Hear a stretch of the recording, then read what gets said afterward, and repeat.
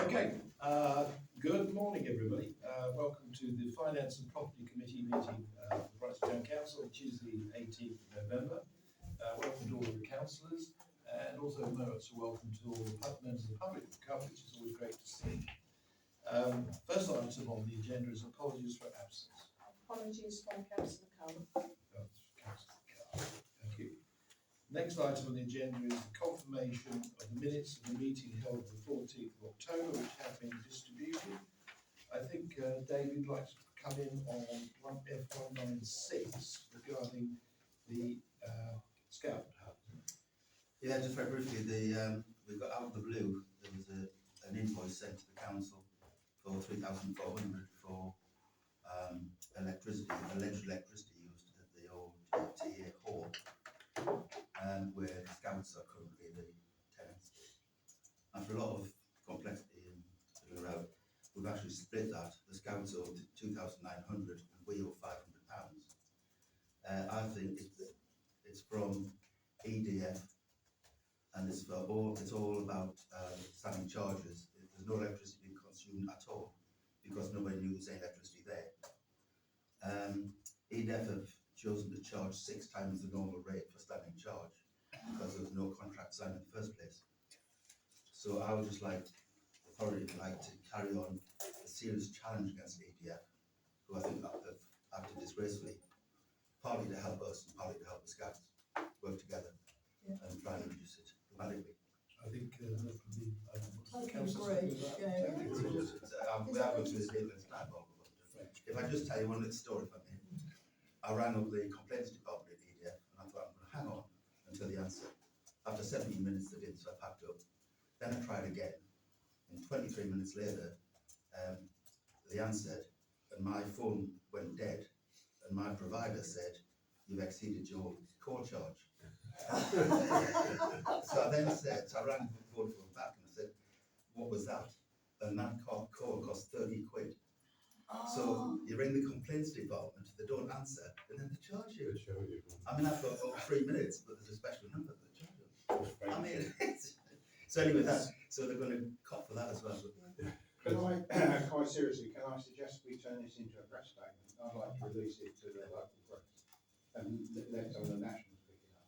Because I understand, when the charge is for a standing order, it's not of any use. Yes, no use. And when you put the deal, it's even worse, it's that old what they're doing. So I think we should have a discussion. Do you say it's EDF? French. Could you put some notes together, Dave, and we'll put it out as a press release? Yeah, I think it's a public consultation. And okay, anything else on the minutes? We did have at the end of it action points. Placer, did we do the response follow-up email to be sent? Yes, and we've had a response from them. Okay, will that come up? Briefly mentioned it. Briefly mentioned it. Okay, so we'll come back to it. Anything else on the minutes? Proposed and seconded? I'd like to move, Chair. Okay, second. Thank you. All in favour? Thank you. Next item on the agenda is the declaration of members' interest to receive any pecuniary or other registrable interests relating to items on the agenda to obviously declare them. All okay? Thank you. Yes? Can I just say, I have declared an interest on my item number. Item number 9. Item number 9, yeah. I made the declaration on that.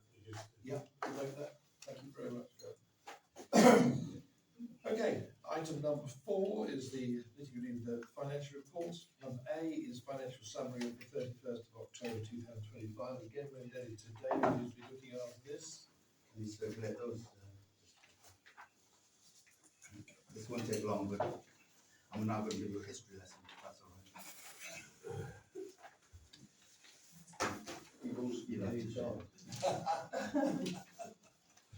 I really look on it. Just this relevant to what we're talking about now and next year's budget as well, so I'll just summarising where we are. So the sheet there, you've got the years ending from 2021 to the current date. There's deficit, surplus, and the reserves as a consequence.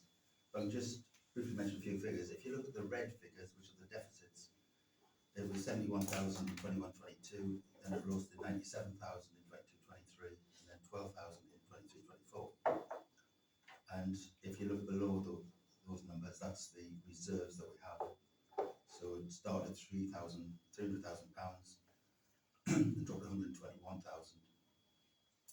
Just worth noting that in 23-24, the projected deficit was going to be over 40,000. That would have taken our reserves to about 80,000. That's seriously in the danger zone. We've got, if you get to 120,000, it's acceptable, but anything less than 120 is bad news. So if you remember, we were heading in that direction. So we came up with a brilliant idea of throwing the checkbook out the window and just stop spending, and the deficit was 12,000, which meant just about made 120,000. Yeah. So that's the background to it. Because of that, we wanted a serious goal last year at increasing our reserves, and you'll see that they went up 50,000 up to 171. That 170,000 is well in the clear. That's a comfortable position to be in. Just for your information, if you look at the 50,000 that we generated last year, if you look at the column below, we actually projected 25,000, not 50, but we reduced our costs by 10,000, and we increased our sales by 10,000. So we had an incremental benefit of 20,000. We then got 10,000 of advanced boat sales in the boat park. And because we felt prosperous at the time, we wrote off 5,000 of aged debts and bits and pieces to clear the debt. So that's where the 50 came from. So in last year we made 50,000, which went to 171,000, which is nicely in the clear. But we set this year's budget before we knew that. So we set a reasonable budget for this year. We're trying to make 20,000 surplus this year to get up again in the safe zone. So we're ahead, 1 year ahead of the game, really. Yeah. Which is a good position to be in. So that's just a bit of background, if that helps. And then if we go into the next string of figures, got figures I'm afraid, we just look at the third column in. That's what we look at every month, and that's where we stand at the end of October. Just without going too over the boat park is a problem which I'll come back to in a second. The transport machinery budget is overspent. That's because we spent £7,000 on repairing machinery, which is compared to 3,000 last year, so there's been a big spend on repairs. Maintenance is a bit over budget, nothing specific, just general. And utilities is over budget because of the high irrigation costs in the allotments and the energy used to try and create the boat park. The boat lake, sorry. Voting leg. The contingency is high because 2 trees blew over, which cost £1,400 to put right. And we've also had to pay upfront to correct the knotweed outburst in the boat park. The development services are slightly overspent, and that relates to the professional services that are now complete in relation to Lower Park Field, because we're about to put in a substantial grant application for irrigation. We have now all the technical information to do that. Yep. Okay. So that's so a bit of overspending going on there, I'm afraid. If we look at the consequence of that, if you look at the next column, to try and predict where we'll be at the year end, there's been some conversations with Terry to look at maintenance aspects. A few of the things that we intended spending slowed down a little bit, and there's also quite a lot of inherent flexibility built into the budget anyway. So that said, if we just work down that list, the boat park is way below budget for various reasons, and my view is that we should, over the next month, 6 weeks, try and put some sort of campaign together to try and increase the revenues early part of next year when we'll be selling Spain. So I think there's a few things we could do, marketing, maybe tidying up, that sort of thing. So, But having said that, we've predicted a far lower level than we hoped. But we've certainly got to hit that figure there. The rest of the items, we've got to hope there's no more repairs to machinery, but then as it's the winter, hopefully that would be likely. We've got to make sure we get the FA grant for maintenance, which has been promised anyway, so that should be a done deal. And that'll protect the maintenance budget. We should all work in the dark, switch the lights out, and that'll help the utility budget. And we hope no more trees fall down. So if we do those things, quite a few ifs there, and we only spend where we really need to, then we actually end up with quite a lower cost than we planned. So instead of having a surplus of 20,000 as planned, it rises to 40,000. So despite those things, we're still ahead of the game. That's if we don't spend anything that we don't really have to. So, and with that £20,000 budget, we can do various things. We can earmark for certain items for next year, so it's fixed. Or we put in reserves, or we just spend it. So my view would be that before the next meeting, we look at that in a bit more detail. We circulate it well in advance and discuss what we're doing next time around. So that's my suggestion. That one. There's there's a further sheet we've got, which is just some detail related to the sheet we just talked about. So if you want to know what we've allowed for legal, got it breakdown. So that's just a supplementary sheet to the other one. So that's okay. I mean, that's my contribution. I'm not any questions. Presumably, yes indeed, Chris. Two questions. On the boat park, go down there, it's quite full. Is that because it's credit control? Or? The reason is that traditionally you invoice about February, so all the people who've got boat park spaces will be invoiced in February, so they'll come into this year.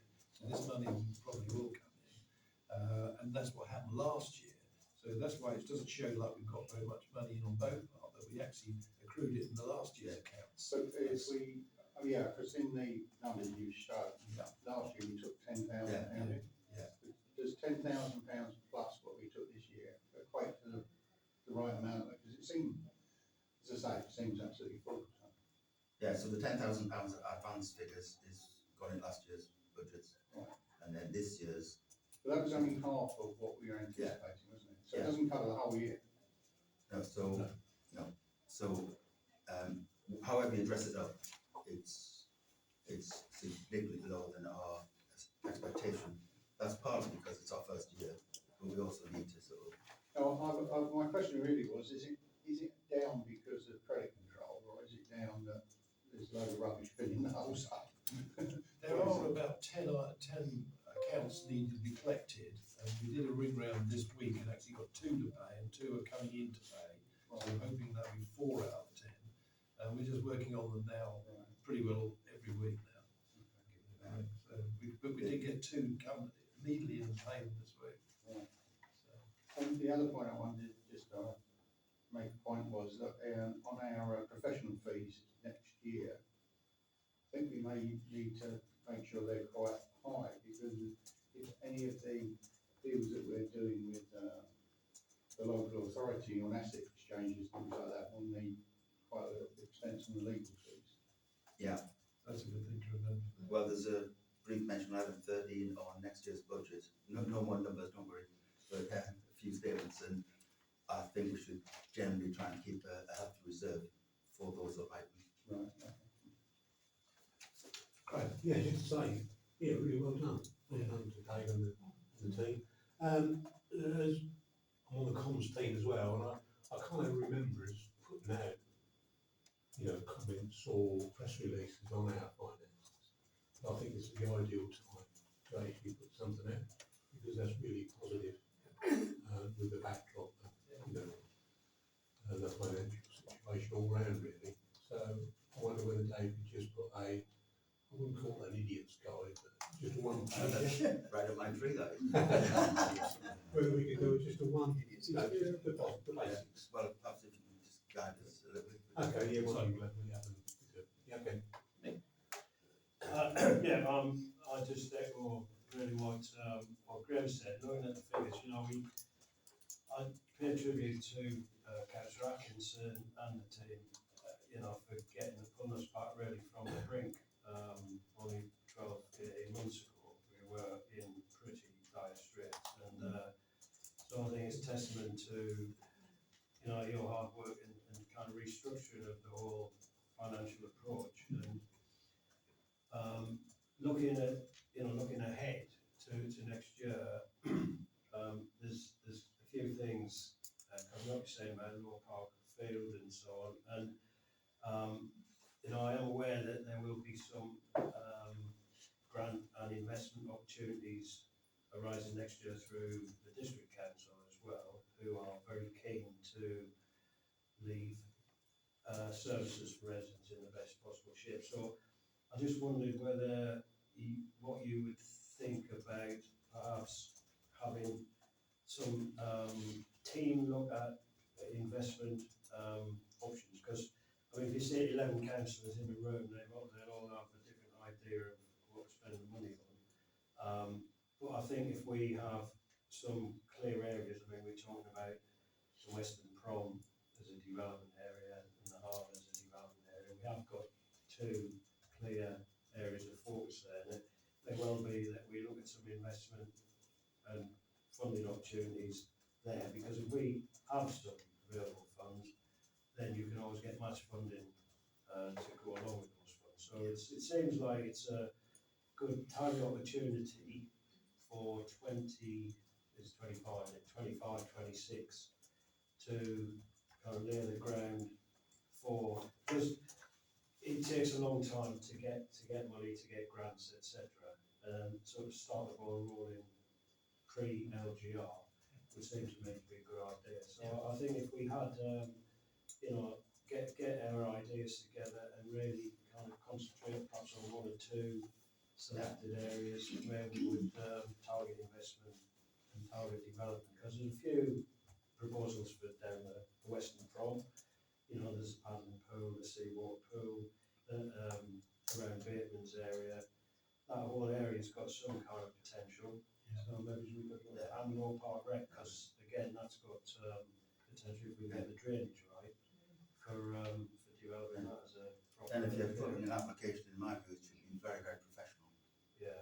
And we've got to spend a bit of money to do that. It's a very good investment. Maybe we should think about sending some money aside for that. Yeah. There's also the Oyster Tank car park needs service as well. We have got something for that, but certainly with the ideas, we'll put all these ideas together, look at the buffer that we think we've generated, and next year's budget they put together. Jean? Yeah, just to mention, just to put my bit in, we will need to buy some more land for the graveyards, or we will need to put our bit to it. So I think we need to just keep an eye on that, because that could come up and quickly. I missed the last meeting with the vicar, but I don't know if it was mentioned then. I was there, it was very good, it was very interesting actually. She didn't mention that, no. No, but I think we need to I keep could it see, in mind I that could see that it was popular, I don't know if that's the right word. it's getting so that I think we're going to need to think about it soon, and I don't know how much that's going to cost us. We have contacted Trinity, who won't even engage. No. There is an update, but I will need to tell you out of it. Okay, thank you. Yeah. I just think we need to keep it in mind. Yes. That's going to pop up. Thank you very much for bringing it up. Any other comments on the item A, which is financial summary? No? Then we'll move on to B, which is the financial monthly overview. Yeah, that'd be you then. Thank you. Just to confirm that income for October totaled £153,910.62, and expenditure for October was £42,865.14. So The income included the second half precept for the year. Lovely. Any comments on that? Thank you. Item C, which is the credit control as of the 31st of October. I've got that one. I've examined, No. no, that's No, you, no. is it? Oh, That's- sorry, that's that's fine. on It's me. the dead, isn't it? Cool. It's not me, it's just credit control, you've got the sheet in front of you. Some have paid since this was produced at the end of October. Okay, sorry. I was going to ask whether any of these outstanding were boat parks. Yes, They are. They are. yes. And we have been, as I say, been contacting each and every one by phone. We've had two come in straight away, two say they're coming in, so there'll be four. And others, I've just left messages if they don't answer the phone and stuff. But we're going to do this every week, try and get those off now. Because it's now November, as I say, in February, we'll be sending out the new invoices for the following. Are all these named ones boat Yes. parks? The top named one pays monthly, so that's not an issue. Okay. I've got standing orders set up and all the others. And as Councillor Walker said, a couple of them have paid straight away. There could be more since the phone calls were done. You'll notice there's a TDC at the bottom of £20,024.56. That was for the car park income, and that invoice has only just been raised, so that's not outstanding at the moment. Yes, so if you take that 20,000 off, it's about £4,000. Just three, four, nine. Sorry, future payments for the boat park will be done on the credit system, card system anyway, so. Yes. Yeah, some have phoned up and, yeah. Any comment? Thank you. So now the examining the accounts is. That's my bit. is your bit. Sorry, I'm again. I've examined the accounts for October 2025 and confirmed 23 payments in the sum of £14,845.71 have been authorised and paid. However, 4 of these payments totaling £6,151.39 were paid in October 25. The statements of balances on the following accounts are to be accepted. Current account £61,196.07. Business premium £28,839.54. The other business premium £512. CCLA £52,267.09. Instant access £24,363.36. Current T2 account £119,909.96, making a total on all accounts of £287,088.02. Income for October £153,910.62. Expenditure for October £42,865.14. Income to date, 1st of April to 31st of October 25, £420,074.45. Expenditure to date, 1st of April to the 31st of October, £270,195.07. Employee payments paid for the month of October are £18,912.89.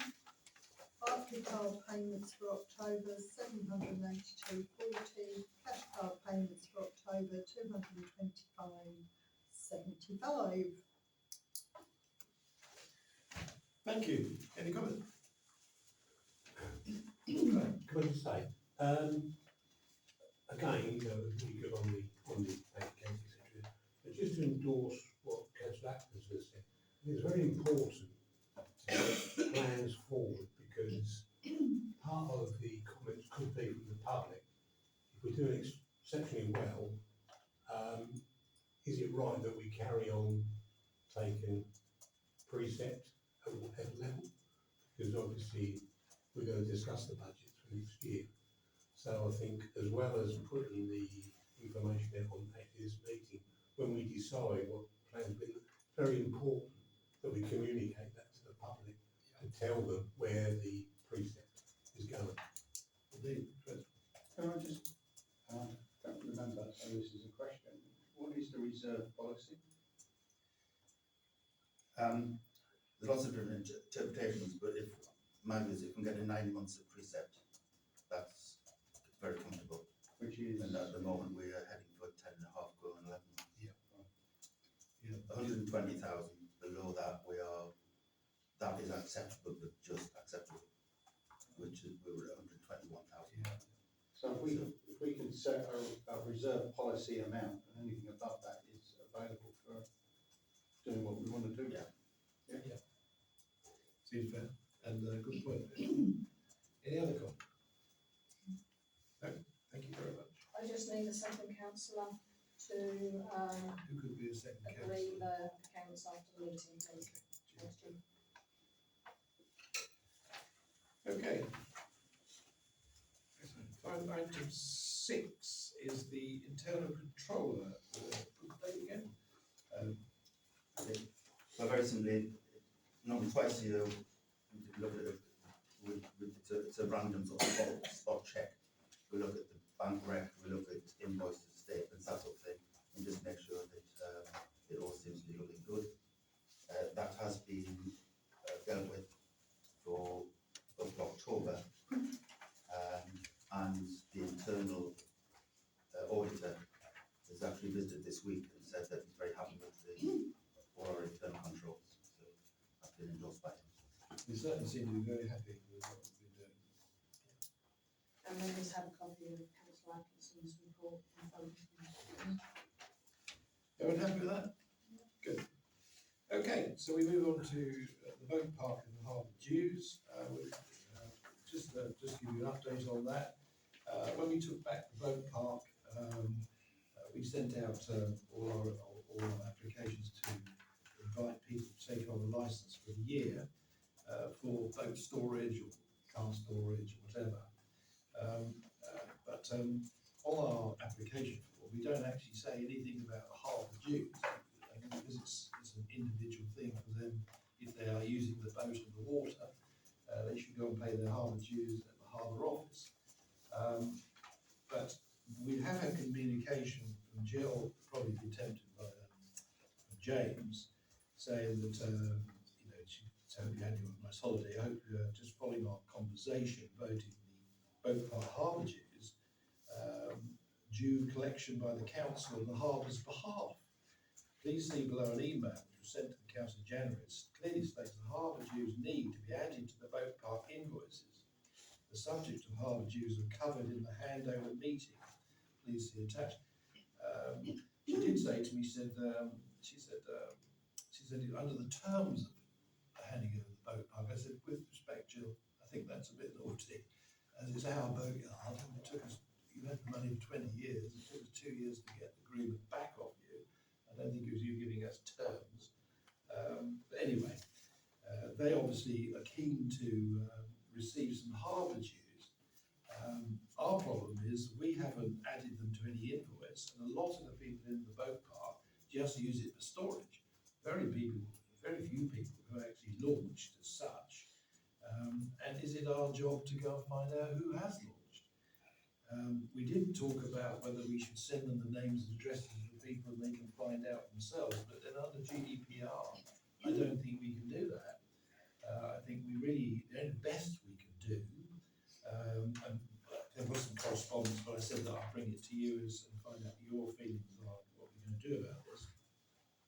She has used an idea that she thinks we should be paying £991, I don't know where she's got that from, and it even suggested she can take it off the next year's jetty fees, and I said, I don't think I'd recommend you doing that, Jill, because we would obviously have to count, that's a completely separate thing.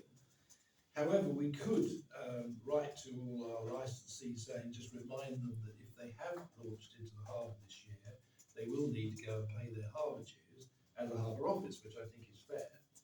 And I suppose we could also add to our application form for next year, just reminding people that if they do launch their boat into the harbour, they will be due harbour dues, which they should pay at the harbour office. Our problem is our system wouldn't cater for collecting these fees. I don't know where you put them. It'd be quite complicated and quite time consuming. And it's a harbour due. It's the harbour dues are collected by the harbour commissions because they're on the water. What we've got is a boat park, which is just storage, really, as far as we're concerned. Yep. I was always led to believe the only one who could collect harbour dues was the harbour office. There are two other boat parks in this town. One is owned by the Crown Sailing Club, the other one is owned by the Brightsea Sailing Club, and I don't think either of those collect the harbour dues for the people. I mean, I know that the commercial businesses do, but they don't, like, the Boat Park and Ride and the Morgans, I know they do, but they don't actually individually charge their clients, they just pay the fee. They incorporate it in their charge, so they don't actually say to each customer, oh, by the way, you've got to pay an extra, whatever, they just pay a fee, out of the so I know that actually happens. so that's incorporated in some other charge. It's incorporated in their overall fee, because they don't want to mess around with trying to collect this harbour dues, which has nothing to do with them. They just pay a fee. Can I, sorry, Go on. when we did the chat, you know, when we Yeah. took back the boat park, Yeah. I don't ever remember I don't the remember. collection of harbour. I don't remember. It wasn't mentioned. Never, in all those meetings we've had, I've never heard it said, other than, you I've know, got, harbour dues are collected by the, I've got it No, from here, and it's not in any paperwork. Because I had to do there's it. there's a complication of actually finding out the ones that actually do them. Well, There's it's quite a lot a of few work. people like you say that store or use it for a car. A lot of work, and people who may go out on a boat didn't use it even. There's a lot of them, as we know, down the boat park, never moved at all. So I don't really see it as an issue. I'm very happy, if everyone's happy with this, I'm very happy to go and see James, perhaps take one of the council with me, and say to him, look, we're happy to write to all our clients saying, if you've launched, please go and pay at the harbour office. And secondly, we could add it to our application form that it is your responsibility to go and pay it at the harbour office if you launch. I don't see we should be doing much more. can we not put in writing back to them as well, that in all the discussions Yeah. over the last 2 years or however long it took us, nowhere was this ever mentioned, and it's not in the, It was mentioned in an email sent through on the 8th of January 2025. what, this year? Was it in the lease? Is it in the lease? We haven't got a lease, it's how that. What did it say, Tracy? It was just to Julie, said here's the spreadsheet, there's a layout plan, it talks about complete list of spaces and who occupies them. There's a waiting list, So that was after all negotiations, we TDC got it back, contact for the that's when she email, sent us an email. and then it does say at the bottom below the harbour due fees for 25, these prices are inclusive of VAT. So it was in, at the bottom of the It email. doesn't say and you will collect them. But presumably that had been meant. I suppose, yeah, in the past, I suppose that's been, because they were inviting people, weren't they, because they did the boat park. I suppose they've perhaps included it then, but it's a different kettle of fish now, isn't it? That's It's completely separate. It's completely out. Sorry, Craig. My recollection is that harbour dues were introduced because of the launching fees, which was part of the land registry. Yeah. So they used to have launching fees, then they changed it to harbour dues, I believe. Yes. So they used to collect the launching fees, didn't they? If you look at their accounts, they take a lot of money for harbour dues. Yeah. Which is to do with the buoys and the Yeah. signage system, but they do collect an awful amount of money. Remind me, is harbour dues due on every boat, or is it only over a certain size? No, it's, I've got it here actually. The relevant ones for us would be, it would be up to 4 metres, £26 a year, up to 5 metres, £32.20, 6 metres, £38.53. You've got a large boat, say 10 metres, is £63. On every boat. Yeah, I know. I'll pay that one. There you go. You see. But I just wondered, so people that are going up for the day launch their rowing boat. They have to go, they don't go and pay for a launch fee anymore. They go into the harbour office and pay a daily harbour dues. A daily one. Because that's they found a way of getting round charging on the launching. And a significant amount of users in the they're both part, I suspect would pay a daily rate rather than actually an annual rate. But that would, see, I think that's up to them. Yeah, and it's, why should we get involved in that? That's really complicated. Yeah. Trying to get a daily. I So- still think we should go back to them and say that, although that's come through in an email, that the harbour dues, Yeah. but nowhere has it ever been said that we needed to collect it. When we negotiate. You know, No, I after agree. the last 2 years, I know Mick was nodding and agreeing, all those meetings we had. So I think that needs to go in writing, Rick, as much as Okay, I've no, no, got no yeah. problems with you going, I do think we need a Take note of paper that. trail. Yeah, we got that. And I think withholding money on the lease is a breach of the lease. Absolutely. That's nothing to do with the lease. Nothing There's the to do. board park and there's the jetty, the two. Yeah.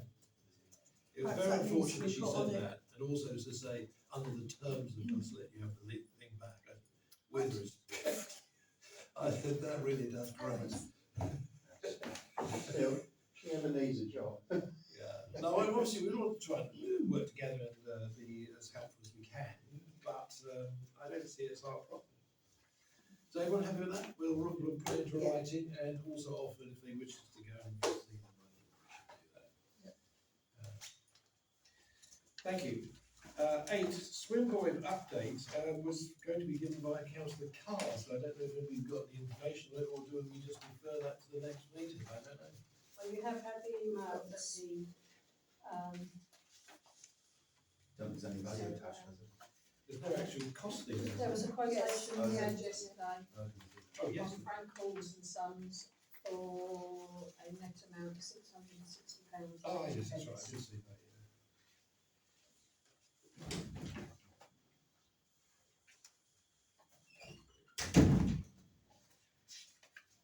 £660 what? £660.80.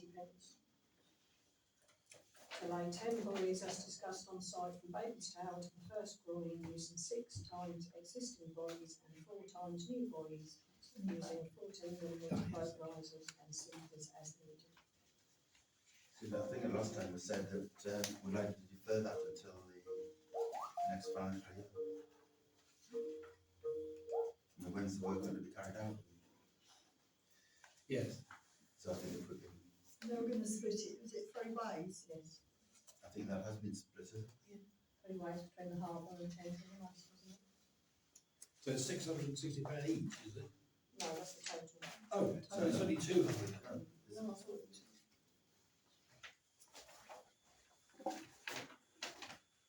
It could definitely be split Well, 3 sales ways. quote, yeah.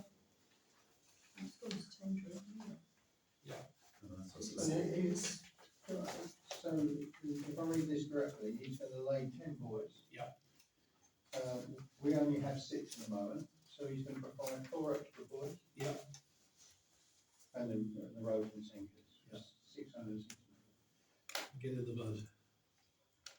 And we have to pay, we have to agree a third share, that's all. So I think we should be looking at agreeing a third share only, £220, 30 pence. Yeah, no, I thought that was our contribution. Yeah, I do, that's the way it sounds, doesn't it? Because the last time I think John thought it was going to have 4,000 in total. Yeah, so it doesn't make sense that we've only got paid. It's addressed to tendering. It's less than 10. But that, we need to clarify that. Yeah. Well, I think what we do is we clarify that that is a total bill. If it is, I think we accept Oh, it. If it isn't, then I think we bring it back. Terry was there, we were asking as well. It is, Because it sounds to be a reasonable quote, to me. If we only pay a third of it, I think we should go with it, yeah. Okay? I've got a feeling you can't, it must be more than that. Well, I don't know, actually, as Chris said, it's only, these We boys need to are not find out, don't we, expensive. for sure. And they're asking that if we agree it's done before March. Yeah. Because after that, their time becomes limited. So happy with, if we say we'll accept a third of that as a share, if not, let's go back, yeah. And we need it. I can't believe it's. No, it can't be, can it, because he said 4,000 or so. The other thing is there's 30 odd boys down there, isn't there, in total? So members originally they thought they'd have to replace the lot, and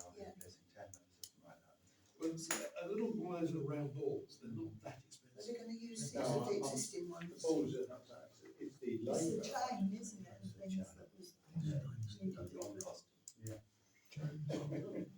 Just want some long boots. Sure, what's the decision? We're gonna say yes if it's 220. Yes. If it's not, we've got to come back. Come back. That's exactly what we're saying. Yeah? Yeah. Happy with that? Yeah. Okay, number 9, Graham, it's wall memorial cleaning. We've been round that wall memorial a couple of times lately. Yeah, yes, so really, it's just, basically we're talking about the brasses. And, we've identified, possible funding to come from the government. So what I'd like to say is that we will progress that through the funding, but bearing in mind, if we're not successful or we only get part, then we would need some funding from town maintenance budget. But, I think the last time we did it, David Dixon did it back in the, like, 2007, 2008. So it does need to be, I think it's been done since then. we had the, we had the guy come to do the grant, Yeah, but I'm not quite sure he did the brass, you know, the name They're plate. superb brasses, aren't they? Museum done it for the insect display. yeah, Do I'm they? just gonna Yeah. say, I think it's been done, Yeah. and Yeah, Okay, I so, think it was in one of mine. Yes. Generally support. Yeah. Committee, I think we're probably all in support, so carry on and, okay. see if we go from there. Emergency maintenance work. To note any emergencies, that's just a note, is it? We have one from our butcher surfacing to carry out works to Oyster Tank Road for £1,980. Sorry, Oyster Tank Road car park. This follows a claim from somebody who damaged the car in the car park. I think that should come through the FC. Hasn't been around the system yet. Right. So make sure we know what it is and what we're doing. So it gives the FCA a chance to discuss it as well, which is what the team should do, and then they bring it back to us at the next meeting. Agreed? Thank you. There's no obvious, something we can just sort of temporarily sort of make sure it doesn't found on the car. No, I don't think it's, we've got to consider it, but I don't think it's urgent to the minute. Okay. Have one seen this. Item 11 is financial request from the FCA and E&T. Have we received any? Not FCI, I don't believe, no, but I think Jean has for FCI, E&T. ENT, so. We have a request for cleaning, bus shelters. 2 bus shelters desperately need cleaning. Which I asked the finance committee for permission to go ahead. I think it was about 80 quid, was it, Tracy? Which ones are you talking about? I'm not sure, I think the one, It's the roofs on the 2 bus shelters that the council own, one opposite Cone School and the other one at Strangers Corner. and they desperately need cleaning. I think it would be about £80. We've got a quote, haven't we, Tracy? They're £65 each for a deep clean per shelter. Just to say, I'm going to a bus transport consultation tomorrow in Chelmsford. There's a possibility that there is some money available from Essex County Council. But I'll know more tomorrow. And, Yeah. Can you put a request in to look at the Regent Road, on the top of Regent Road? It's a dreadful state. yeah, I know. Well, I don't think anybody's claimed. No, Essex say we own it, Yeah. we say we don't own it. But we We've know we never own owned these it. 2, don't we? But they were installed by the Yeah. town council, yes. But I'll see what money is Can you make- available, and obviously we'll include that one Because it's to dreadful. the request. And we were thinking of asking Nature Network to do a little garden on top of one of them. It's already there. It sounds like it's clean. But we felt we should really All clean it's it. native species. Yeah. So, I mean, if Graham obviously can get some money, that's fine, but if he can't, is that okay to go ahead with that? Because we would like to get that done. It's £130, that's what the quote is for, Are we happy to do that? David, I look to you every time. Well, I've got a bucket. You've got the handle, the zip of the zipper. No, I've got a lot of it. Yeah, I think it'll make Is it sense not to worth cleaning. including the one, regions, right? It's worse, if you go and look at it, it's in a very important strategic place in the It town. needs more than cleaning. And Yeah. it's a very popular Down. spot. And it's graffitied, busted, I Oh, mean, right. it's just a That's town. the drawback. Yeah, I mean, Oh, there's is that nobody, one? well, this is what I'm saying, nobody else owned it, but I think it's an ideal opportunity, you want to talk to them, say, it really needs ownership and replacement, urgent, and it would really lift the whole area. Yeah. I'm sure everyone agrees with that. So that's okay then, if we can't get a grant, or it doesn't look like we can get a grant, can we go ahead with cleaning, please? You caught me in a good mood. We have. It's only a cup of tea. As long as you get your squeegee out. Okay, thank you very much. Town guide, again, this was from, John Carr, who's not here, so has anybody got anything on that? We do have an email circulated from John. Yeah. Which talks about the net income for the 25 guide was £5,205 and the expenditure was £4,390.44. Which is a good result. Yes. Yeah. So really, What are does we, he, what are does we he ask okay to us? carry on? Do we want to do a 2026 guide? And are we okay to start working on it now? Yes, some of it's out in January, please. Yeah, I mean, that's a very good point, Jane. I just think it's ridiculously late. It needs to come out much earlier than it does. And also, I noticed in one or two places, they very quickly run out. Nobody goes round and follows up and takes more I'd round. like to think they'd ring us up and say, we deliver Well- them, because we're not like readers. They don't because they're running their own business. So, I've been doing, sorry, I was in the Harbour Master's office the other day, and the lady on the phone there was selling advertising space in their one. Yeah. So they're well ahead of the game. yes. just to say, I've taken some stuff in the tender. The town hall. Yeah, I took the first box, in, so we don't deliver them now. Is that a bit of espionage, Chris? Sorry? Is that a bit of espionage? Yeah, absolutely. They shut up. Yeah, I do think we ought to record our thanks to the team who did the town guide because it's really a good function.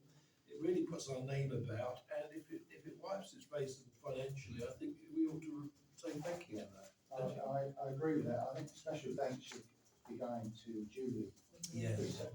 Credit controlling advertising is one of the worst jobs in the world. Yes. And that's what she's doing. And I hope that this year all payments will be done through That a credit is, card. yeah, and payment in advance as well. Because the amount of time she spent on that is just unbelievable. Yes, thank you for that. I think as well, really, we should really support the update of the video, because I always think we could do more on that. Obviously, they're going to update it 26, 27, so Yeah. I think we should support that. Good. Moving on, budgets of 26, 27. I think you just want to say a few words. Yeah, no numbers, you'll be pleased to know. Just a few points really.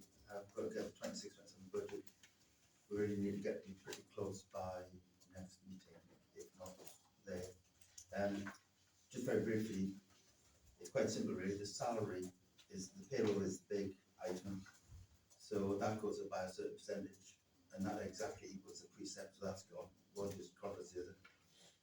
Then the rest of the next biggest income is our lease payments, and they don't rise because they're fixed for quite a few years. So while costs go up, the lease payments don't. So allow for that. My view is that I don't understand local authority accounts why they don't have some depreciation, but we're wearing our Ventrac out at a rapid rate. And one day somebody's going to say we need a new one at £60,000. So I think in the budget we should build up a sinking fund, an earmarked fund that accumulates to reflect depreciation. We need a new truck next year. Yeah. But the good news is that we don't make a surplus because we're full up now. Our reserves are full. So in the past we've always had to try and get the reserves up. So the good news is that in the past we were trying to budget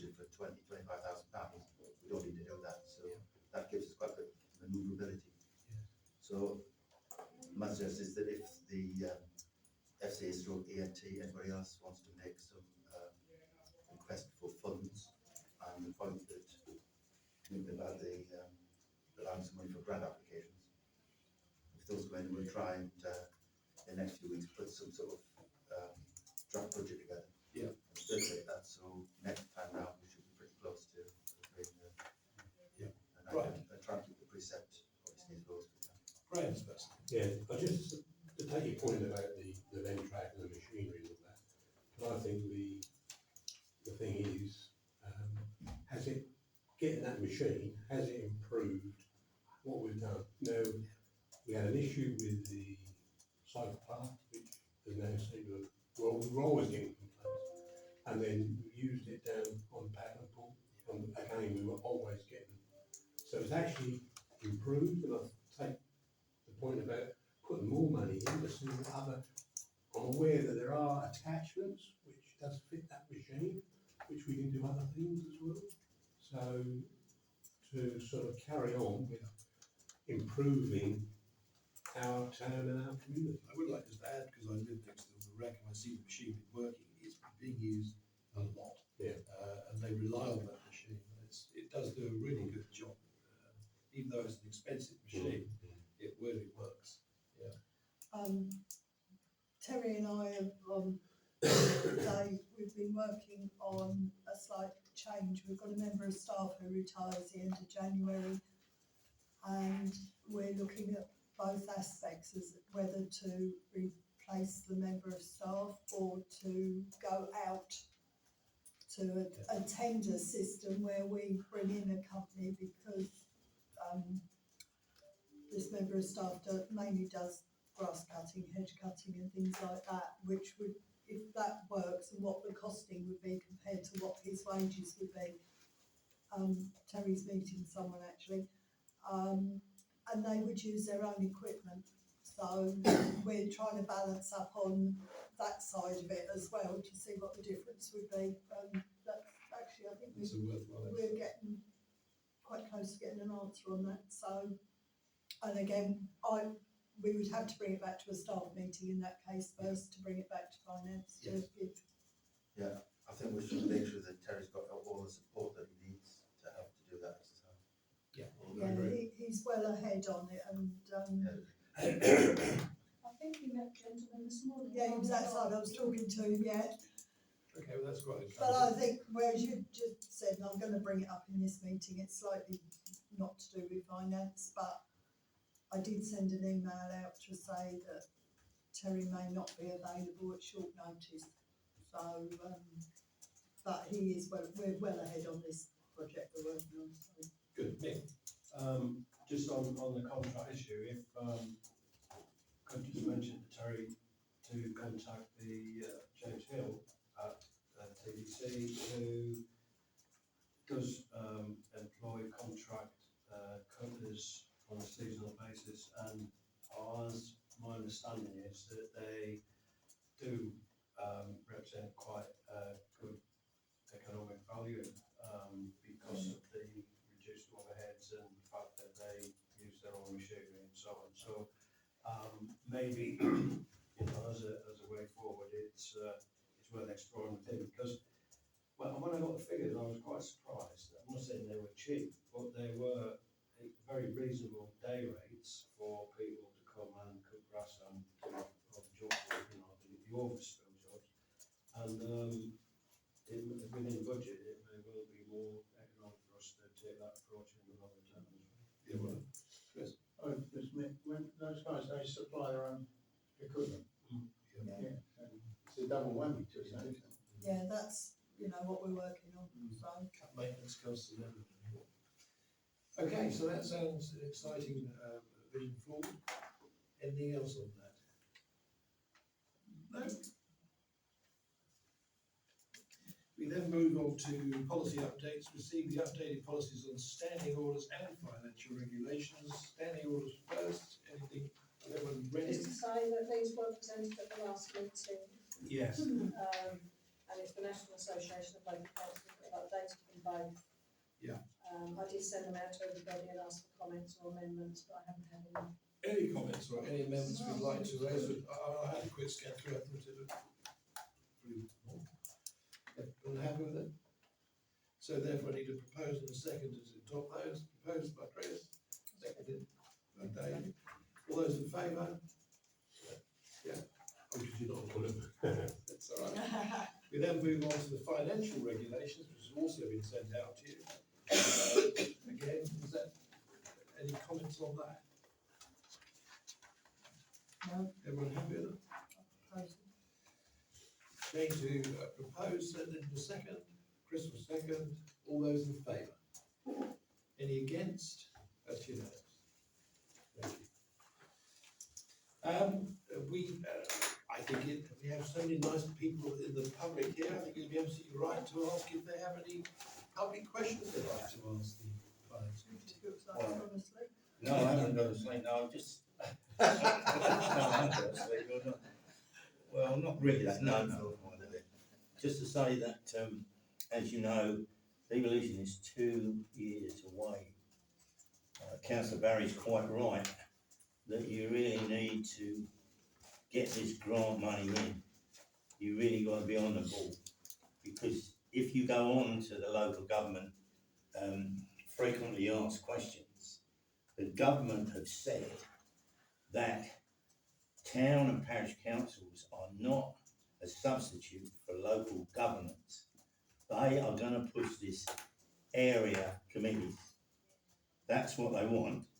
I think I've read it right.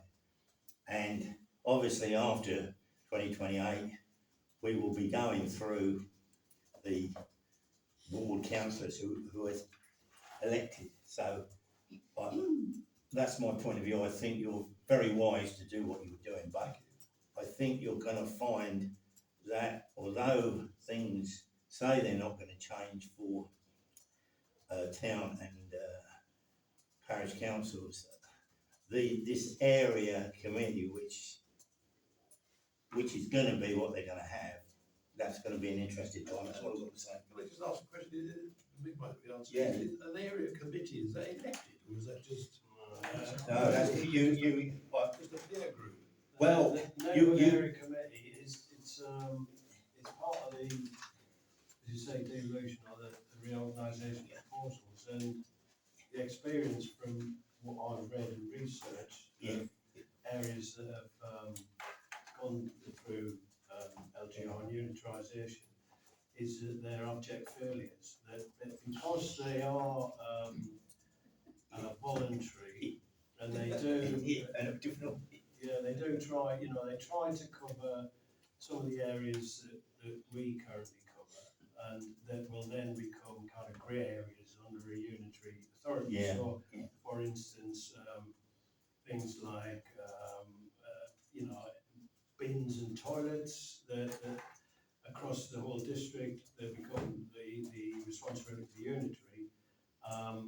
They are looking to devolve some of their responsibility for looking at managing those to these neighbourhood area committees. Now, I don't know about you, but if I was to be asked to be part of a committee that was taking on some public responsibility and commit my time for nothing, I don't think you'd get a lot of uptake. And it's hard enough getting councillors who want to be committed and do get a little bit.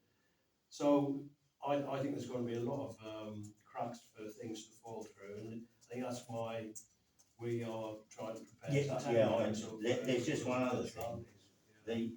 The constitutional position, and I've read something from Lancaster University, is they don't think that's very democratic. These are people who study it, So, and also the other thing that's come up is that when we've got a town plan, immediately what I've read, you might put me right, Councillor Barry, but as soon as that comes in, it will be an area plan. Is that right? I'm beginning to get confused with all this. Yeah. So does everyone else. I mean, I think the planning thing is a bit confusing, and I'm not an expert myself, No. but there will be, having just written our district plan or get prepared a new one, it will have to be subsumed or taken into a unitary plan. Yeah. And I think all that is going to come under the control of the elected mayor. Yeah. So that is where, you know, there's power, the balance is being shifted and responsibilities are being moved to different elected representatives and then trying to give some of the responsibility to unelected representatives. So it's a disaster for democracy is all I can say. Yeah, I totally agree with you. Chris? Well, there was a question to both of you. Is there any scaling of these neighbourhood committees? I mean, in our case, would there be ones that are tendering or?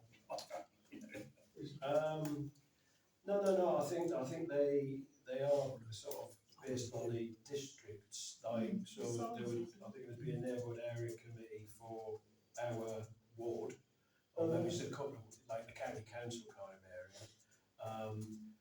But I mean, there's a higher level structure, and then it kind of filters down. But I said I read the example of the Sunset Unitarisation, and the council leader there, when asked, he was trying to say, dress it all up, say it's been a huge success. But they said, well, anything that didn't work, and he did say the neighbourhood area committees were. I read something is it Surrey or somewhere like that? Sussex, Surrey? Sorry, just they agreeing down were to. saying that, but the argument there was it was a shadowing of some of their original areas. Yeah. That's why I was wondering how big they're small. Anyway, good I question. might know a bit more because I've got a meeting on, Stop. sorry, I was just looking up Monday, December the 8th, which we meant to get an update. Firstly, I'd like to say I think this finance committee does a good job, and I thank you all for it. But I do sometimes think that when you get things put forward from some of your committees, they need scrutinising a bit more. We paid out Essex County Council to do a speed test. We paid out for our own equipment to do a speed. We've had no report. We paid out for stickers that go on wheelie bins for 20 mile an hour. We paid for signs for crab and signs for hedgehogs, signs for everything you can think of. We walked down the road today, someone stopped me and said, are they going to still be paid out for hedgehog signs? I said, I don't know, I'll go and find out. But some of this stuff doesn't seem to me, it's put forward and I think, oh yeah, that's a good idea. It's not really thought about and scrutinised whether the money involved is worth. What you're saying is that there's no updated reports on how successful the scheme's been. There is that too. And I think that's a fair point. Maybe that's a warning sign in itself. But I think that's a fair point, and we ought to perhaps review some of these old policies and relook at them. Eddie? Hi, Duncan Kirkby on behalf of Brighton Sea Glacier Village Occupiers Association. I'd just like to put on record our thanks as an association to the town clerk. As the council may be aware, in October we received communication from Brighton Sea Haven Limited putting up our site fees again. And within the terms of our under leases, we are allowed to object, and we have objected to the company. And after speaking to Tracy, she very kindly offered to act as a third party email to receive emails from our members. So the association would like to thank her for that. My quick question is, and it's a question we probably ask every few months, on the 29th of October last year, we put in a Freedom of Information request asking about the rent review process between Brighton Sea Town Council and Brighton Sea Haven Limited. Has there been any progress? Because it reflects directly on our site fee increases. We feel it's one of their few direct costs that can be passed on to us, and we're just wondering if there has been any progress. Dave, would you like to answer? No, there hasn't. They've received formal notification that a rent review was due, I believe it was last November. I don't know if you know the details, but time is not of the essence. And so it's for us to choose when we want to submit the review, which we don't think is right now is not a good time. And then when that's been agreed, it's backdated to the date of the I think it's November the 24th. So in other words, there's been no rent increase to them for us. We've taken advice from people who know about these things and we're just biding our time. Thank you. Okay. Any other questions? Okay, thank you very much for coming today on this response. 15 is the motion to exclude the public in accordance with the Public Bodies Admissions and Meetings Act of 1960 for us to discuss the MMO response. I'll move it. Thank you. Second. Thank you. All in favour? Thank you for attending. Thank you. Yeah, thanks. Interesting. Chris. Okay.